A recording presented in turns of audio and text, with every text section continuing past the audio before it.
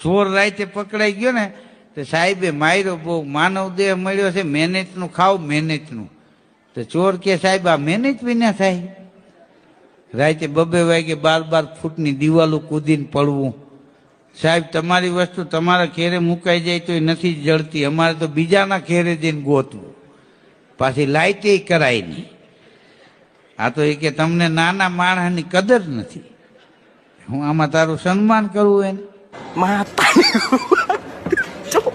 ચાલો અમે વસ્તી ગણતરીમાંથી આવીએ છીએ. તમારા ઘરમાં કેટલા સભ્યો છે? એ બેન હતા તો અમે 6 જણા, પણ મારા 2 દીકરાનું વહુ વહી ગઈ છે એટલે 4 જ છીએ અત્યારે. તમારા ઘરમાં કાર છે, સ્કૂટી છે કે સાયકલ છે? એક સાયકલ હતી ખાલી, એ સોરાઈ ગઈ છે. તમે સરકારને કહો ને કે આ ગોતી દે સાયકલ. તમારા ઘરની હાલત કેવી છે? જર્જરી ગઈ છે કે રહેવા લાયક છે? જોતા તો સારું લાગે છે. ના ના મેડમ, સારું ઘર હોત તો મારે 2 વહુ થોડીક જાત. એ એવું કહીને ગઈ છે કે આ ઘરમાં તો કોઈ નહીં ટકે. મેડમ આ તમને સારું લાગતું હોય ઘર તો મારા એક દીકરા લગ્ન કરી લ્યો ને તમે. મારે નથી કરવી વસ્તી ગણતરી, મારે તો નોકરી જ મૂકી દેવી છે ને. કેવા કેવા માણસો છે. એ મેડમ ક્યાં જાવ છો? આ પૂરું તો કરતા જાવ વસ્તી ગણતરી. तू कहाँ है भाई, किधर है? तुझे गए हुए 7 दिन के ऊपर हो गया, एक फोन क्यों नहीं किया तुमने? કોણ છે? જાતિ જનગણના વાળા? આવો આવો બેસો. કેમ છે બેન, મજામાં? પાણી પીવું બેન? એ જે માસી માટે પાણી લાય ફટાફટ. કેવી નોકરી નહીં તમારે, તડકા ધક્કા ખાવાનું, ઠંડુ પાણી પીવું? ઠીક, બેસો બેસો. હું શું કહું છું, કેવું ચાલે કામકાજ? આ તમને આનો એક્સ્ટ્રા પગાર મળે? નહીં મળતો? અરે રે, તો માગો કે? હા ત્યારે શું. અને શું કહેતી, આ ઘર અમારા સસરાના નામે છે, મારા ધણીના નામે કરાવવા માટે અમે બહુ ધક્કા ખાધા, પણ અમારા સાસુ સહી નહીં કરતી. આ તો બહુ જબરી જ મારા સાસુ અંદર જઈને હોઈ ગઈ જ નહીં તો તમને મળાવે.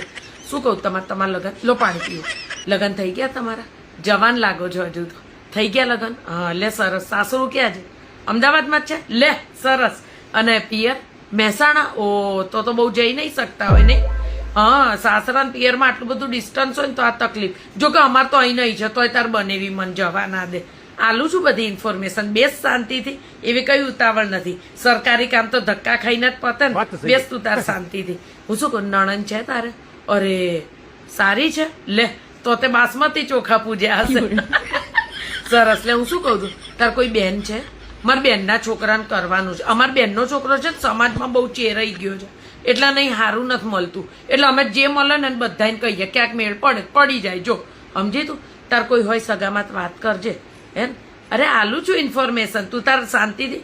અરે એવું ના હોય બેટા, તું તાર શાંતિથી બેસ. હું શું કહેતી હતી તને, બનેવી છે ને લીબુલ મન ક્યાંય ના લઈ જાય. તો તમારા વસ્તી ગણતરી માટે જો કોઈ બહારના લોકો નહીં લેતા હોય ને સરકાર, તો મારું ફોર્મ ભરવાનું છે. કે પછી આવીશ? અલે બેસ તો ખરી બેટા, 2 ઘડી વાત.